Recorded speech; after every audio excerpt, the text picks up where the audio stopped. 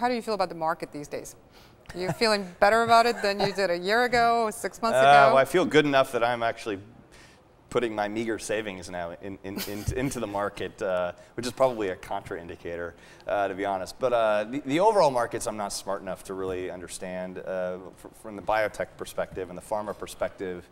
I think the sentiment reached, honestly, I believe sentiment reached an all-time low around June of this year based on pricing concerns, healthcare reform, all that sort of combined to create this milieu of just really horrible sentiment. Fundamentals weren't nearly as bad as sentiment suggested, but sentiment was very bad. I think since then sentiment has improved a bit, and in my mind, I'm very optimistic, over the next several years on biotech. I think that the mid-cap biotech space, many of these companies are going to transform into large-cap biotechs in the next 5 years. I think Human Genome Sciences and DNDN and ALXN. You mean transform back into the large-cap biotechs? Yeah, back into large-cap. So we'll replenish the large-cap space, and I think bring capital into into biotech, because most investors are large-cap investors. I mean, that's where most of the capital is. So we need interesting companies in that market cap range to really change it. And I'm very optimistic about this mid-cap group of companies right now. It's the healthiest.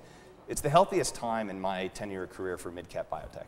Large-cap biotech, unfortunately, many of them are maturing, and they're not as exciting as they once were. I think some of them are undervalued, like Gilead, but I'm very optimistic about these mid-caps over the next several years. Great. Thank you, Mark.